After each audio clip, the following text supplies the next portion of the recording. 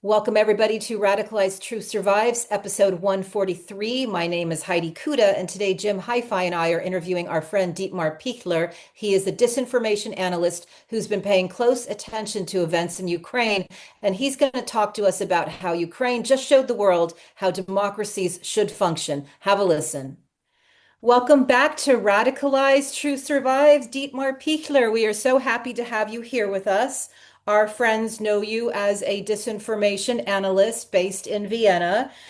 And I'm so grateful for your work because when, events occur, the exploitation factions immediately begin, doing their layering work on top of internal events. And in my personal opinion, when October 7th happened and the horror events and the tragedy in Israel, I believe that was an opportunity to make Joe Biden a target of this. And obviously, we saw how much information warfare came his way over that. And so when something happened over the last few days in Ukraine, we see the pro-Russian factions feasting on this. And can you kind of help guide us through what just occurred and what we should expect? So first of all, thanks for having me. Good to see all of you again. It's not our first time, and I'm sure not our last time as well. Well, what happened in the last week or this week? It's a quite recent events. It was a kind of a development of events, but something happened in Ukraine, and it's domestic policy. I would say 95% domestic policy. It's about the fight against corruption. And what happened was that the Rada, this is the Ukrainian parliament, they created a bill, and the bill was somehow aimed to so the Ukrainians, they have an independent anti-corruption body. Yeah, it's an entity that is dedicated to fight corruption, but is independent from the government, so they can operate different than when they are part of the government. And this status was is at stake basically with this new bill. And President Zelensky signed the bill then, so as far as it was reported. And then huge protests happened because what we learned about the situation now is that Ukrainian civil society, despite the war, is still very active. It's completely different from Russia. The civil society is very strong, no matter which president is in power, because Ukraine is a democracy. It's not a country where everything works perfect. This is why they want to join the European Union to accelerate reforms. So this is also the reason for the protests, because the protesters say, first of all, we need to fight the corruption and we need independent institutions to fight the corruption without government control. And we do not want this to jeopardize our EU membership action plan. I mean, it's not, this is a NATO membership action plan, so there is another term for it, but you get the idea. And yeah, what the government says about these institutions, that there was an infiltration by people close to Russia or Russian agents, and that the whole processes were not, that something was not all right. And the Ukrainians say, okay, if something is not all right, why not fix it? Why should we put the whole system in question? Yeah. And the recent reaction by the government, by President Zelensky, was that he said, okay, I heard you, we heard your protests, we understand, and we will fix this. So we will there is going to be an independent body, and I'm quite optimistic, especially because of Ukrainian civil society, and I hope also the government will work together and they will find a solution.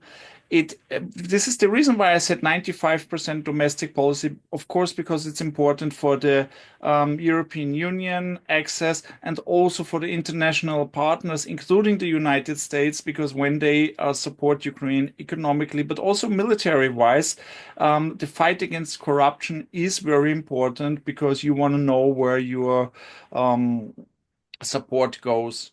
But then but I come to that later, what the reactions are, because this is what is really interesting and quite shocking. Well, thank you so much, Dietmar. And that is why Jim, Hi-Fi, and I wanted you on today, because what always happens when these events occur, when policy events occur, or when horror events occur, is that we then kind of see uh, controlled opposition all of a sudden pop out of the woodwork having strong opinions about this, or we see the pro-Russian bandwagon and propagandists going in their, reality distortion mode and capitalizing on, a crisis. And first of all, what have you observed in your work as a disinformation analyst on this? So the first thing I did is I asked all Ukrainians I knew, and doesn't matter if I knew them closely or remotely, what their opinion is about the situation. I mean, it was not something that was a lot of work because I could see it. My timeline was full of people who were going to the rallies or were posting the rallies. This includes the Ukrainian diaspora and also the people in Ukraine and also in Eastern Ukraine, in Western Ukraine, in Southern Ukraine. So in all cities. So basically, all the people I know who are from Ukraine, journalists, people from civil society, fact checkers, disinfo analysts, and normal people, they are all in favor of fixing these problems and having an independent corruption body in Ukraine. So that made it clear for me that this is not some fake. This is not something that we can ignore. This is really an issue for them. But for them, it's important for them. And what we saw is that a lot of these, like you called it, the pro-Russian bandwagon, they tried to exploit it. They framed the protests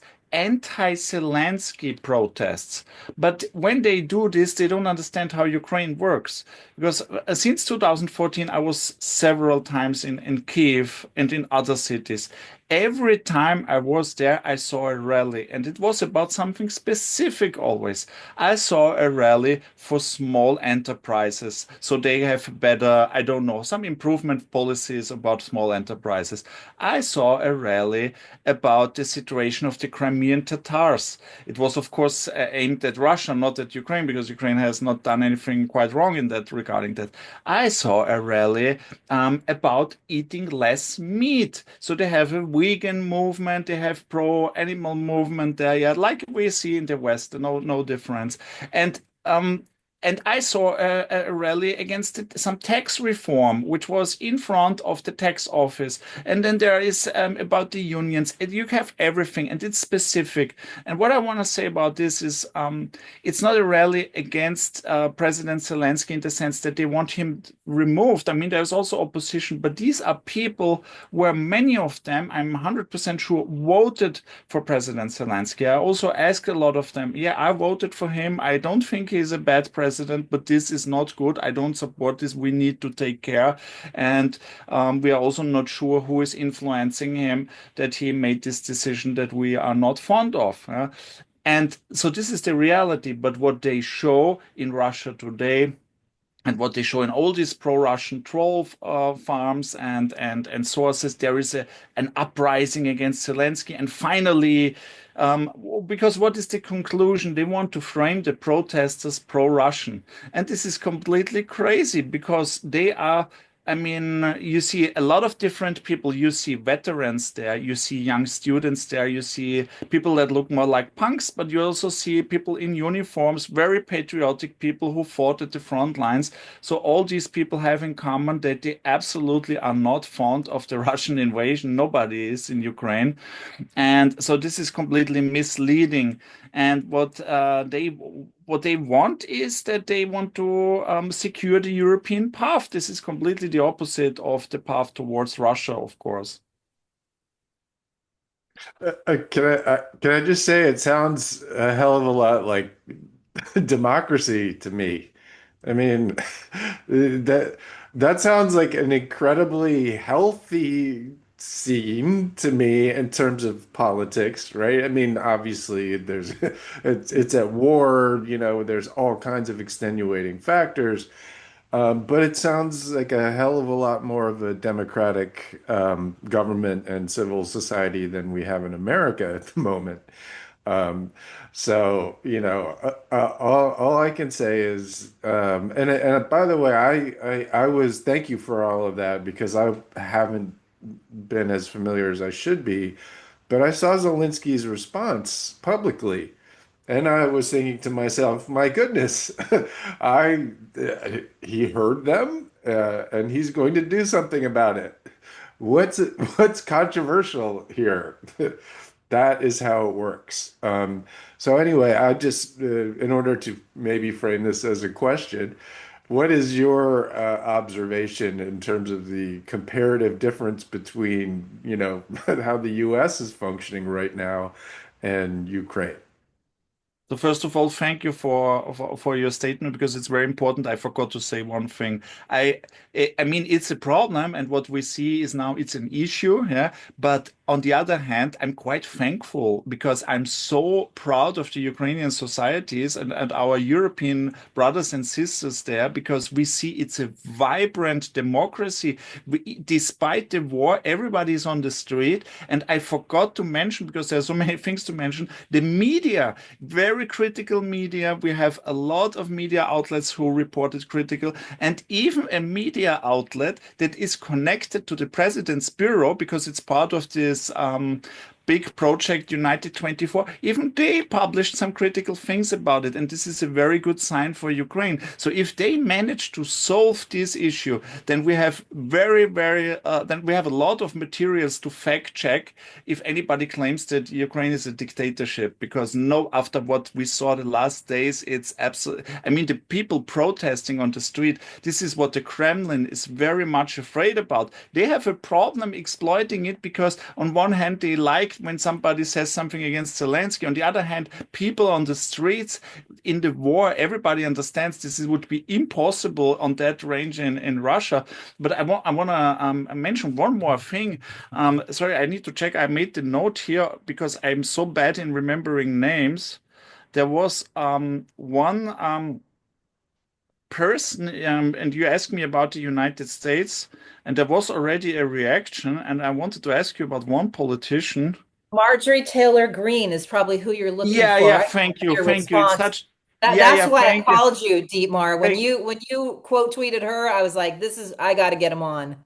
Yeah, yeah. So, and what I saw there, and she is framing that first of all, they should kick out Zelensky. This is not the goal of the demonstrators. So this is the first fake, and the second misleading message she has, and then we should stop supporting them. Yeah. So this is absolutely not what the Ukrainians want. They want not only the economic support, but they also want the weapons support because everything that we saw, this democracy, this future, it's also about hope. Yeah? It's very American. Yeah, it's not that you have everything that, but you are still allowed to dream. Yeah, and to have hope for the future. This is what the Russians want to steal from them, and this is also what they are fighting for. That they still from their part protect it. Yeah? And yeah, yeah. I mean, I don't want to comment to the situation in the United States. I'm very careful. Um, but I think it's a Western thing that when we protest, it's maybe very, very fundamental. And we have these small rallies, yeah. Maybe it's a real question. Do we have rallies about specific policy issues? I mean, if for instance the Democrats do something or the Republicans do something, and you're a Republican or you're a Democrat, do you go to rally against your own president because you like something specific, not, or are you so in your this is a question I ask myself, but I don't remember. I mean, also in Austria or Germany, maybe you can answer it. Yeah, this they have such a. I mean, they go on the street with their signs and they are angry, but they are not full of hate. They have constructive criticism. It's not this hang him higher thing. Yeah, so. Thank you so much for that. It is so important. Again, I know Jim has written rightfully so critically of the Biden administration for all the opportunities that were not taken in 4 years to try to, prevent what actually occurred with this incredibly corrupt regime that we're seeing now. But I do see how these things can cascade, they can snowball into something that becomes malignant. And I'm really pleased to hear that this is actually something that seems to be somewhat contained at the moment, and that it seems to me that Ukrainians, more than anybody, understand all of the Russian active measures and are able to thwart some of them as they start. So this is actually quite encouraging news. Hi-fi. So I find Heidi's point is actually really, really important because what we know as what happened just a couple hours ago was that President Zelensky introduced a new anti-corruption bill to create new anti-corruption organizations. And when this whole thing blew up, I kind of looked into what are they talking about? What's the data out there? What are people saying? And it turned out that the organizations that existed had spent a lot of money and hadn't really gotten any prosecutions or convictions. So they weren't really that effective. So the parliament says, yeah, we're going to get rid of you guys.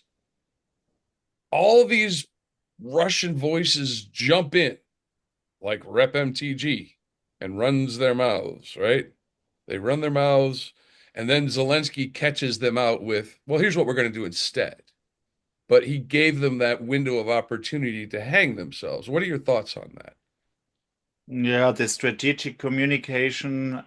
I mean, the funny part is when I criticize Ukrainians about their strategic communication, I don't criticize what they do on the domestic level because for me it seems it's very good, especially compared to us. I mean, we in the West, we are the lowest. Yeah, we are really terrible in it. It's like what Heidi mentioned before, that also Jim had a lot to criticize on the Biden administration and me as well. I thought we could do so much better to fight the active measures aimed at us. The Ukrainians are much better because they have the civil society collaborating with the government. There is a close cooperation and they have the awareness. It's all about the awareness. But when it's about international communication and all this reputation damage, then I see a couple of cases where we say, okay, this was not, like you mentioned before, to give this window opportunity, the uncertainty, and then we have protests and people don't know, is there going to be a solution? Is there going to be an alternative? Or is it we don't have anything at all anymore that is independent? We have it as part of the government, and we know that they need the triangle of civil society, government institution, and an independent body. And of course, there's a lot of cleaning to do because Russians try to attack Ukraine not only by kinetic warfare, there are still a lot of infiltrators, there are active measures. The propaganda doesn't work like it works here because the people know what it's about. They speak the language, they are not as naive as we Westerners are. But there are people inside, and you know there is the Soviet heritage, and of course you can rely on your sleeper agents. So this is they have always to be on high alert, and this will not change for decades. So I understand that this is something to be considered as well.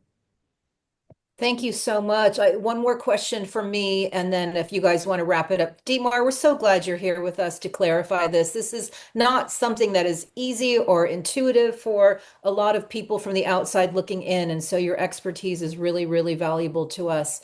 I am always keeping tabs on the guys who helped throw the election in 2016 in conjunction with the Russians to Donald Trump. So I always try to see what these guys are up to. And I look to see where Paul Manafort, who had been his campaign advisor and worked, in Ukraine for a decade with Viktor Yanukovych, I wanted to see where he was. And he was in Albania working for a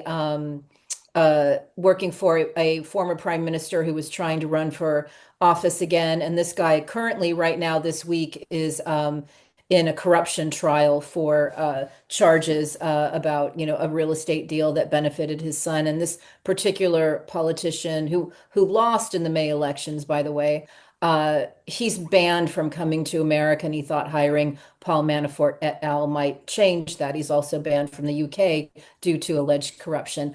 I bring it up because the people ended up voting for the current prime minister because that current prime minister says that they will be, he's pushing to get Albania in the EU by 2030. And I think we see this pattern over and over and over again from 2014 in Ukraine. They didn't want to be closer to Russia. They wanted to be in the EU. In Georgia right now, they're out in the streets every day because they want to be closer to the West, to the EU, not closer to Russia. And can you just sort of explain to our viewers who may just sort of be catching on that so much of what has been happening in the last decade is Putin wanting to weaken NATO, weaken the EU for his nefarious reasons, and you have all these countries fighting against that.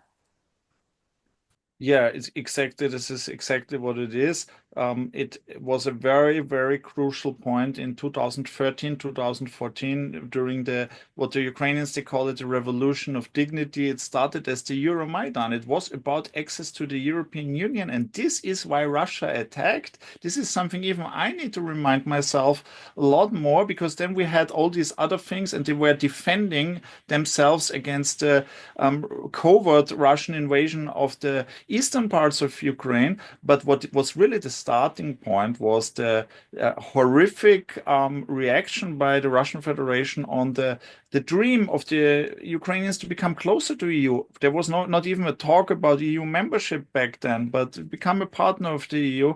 And they hated also about the Georgians. They hated about Moldova. And what they do is they know how to sabotage. They cannot do anything productive about the economy. They cannot make people prosperous or something, but they can sabotage. They can divide, and they can spoil everything with the propaganda. And unfortunately, and this is the biggest problems, they have amplifiers in the West. So the West is not united. We are not welcoming our potential new partners, and we have this very, very strange toxic policy. I mean, it doesn't matter if you are a guy or if you're a girl. If you're in a toxic relationship and you still think you can change this toxic person, instead of trying to be with your good friends, with people who are good to you, are treating you well. And this is exactly what we did in the West. We were concentrating a lot on the dictatorships, having good relations with Russia, even if they hated us for decades already. It was even on the beginning of Putin, it was quite obvious. And we did not care about the Ukrainians who wanted to be closer to the West. Also Albanians, Kosovo, for instance. I mean, you see it also in the Balkans. Serbia is an obviously anti-Western country. You see it in the service, you see it in the population, you see it in the government. I'm not generalizing, but as an overview. But we still we give them a lot of benefits, yeah, because we think we can change them, but we can't. Instead of taking care of people who admire the European idea, the Western idea, the democratic idea, we try to change people who don't. We still, it's the same with China, yeah, it's also absurd. And now I think I have a different opinion with the United States, because I do not equalize anything, but I recognize that it's a very difficult and problematic situation.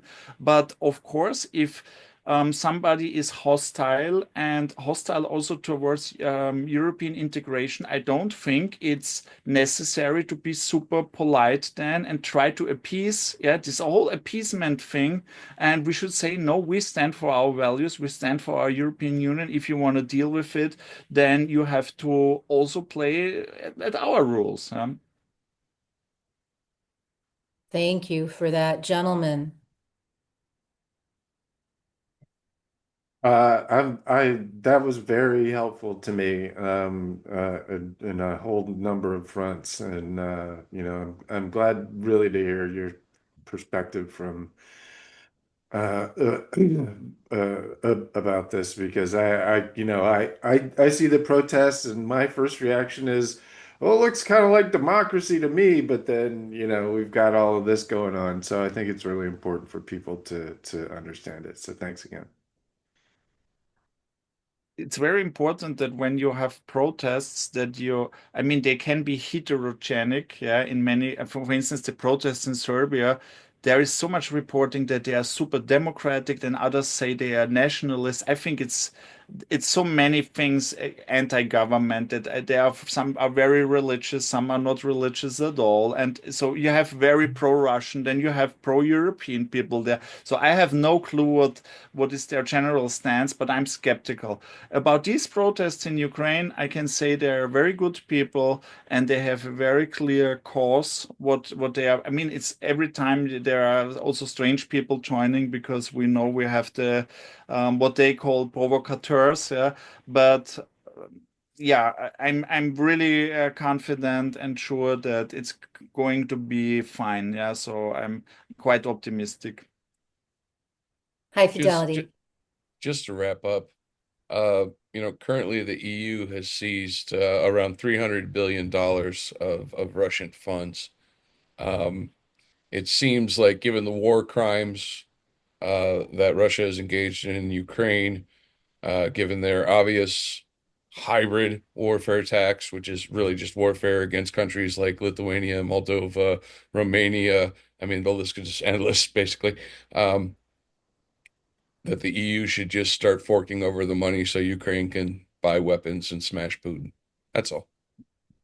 Totally agree with this. This is exactly what we should do with these assets. And I also think, I mean, there are some lawyers who are very close to Russia, also in the West, who try to protect Russian money a lot. But I think we should give everything that we seized to the Ukrainians. I mean, not only we should give them money and we should buy weapons for them. So this is what they need now, especially in these days when it's about air defense and when we see the constant terror of Russian drone and rocket attacks. Thank you so much. This was just such an incredible interview. I appreciate you so much. And thank you guys for your smart questions. Yeah, I feel better. I think we really needed to understand what was going on. And I got to say, I'm looking at Ukraine as, a democracy to be admired right now. Oh, Thanks for having me. me too. I'm looking up to them. Yeah. I wish we had a leader like Zelensky who would listen and, and a population that, to your point, knew how to protest about things that matter and then move on with life instead of turning it into the horror show that we have made it over here. So thanks again. Thank you, Dietmar. Thanks for having me.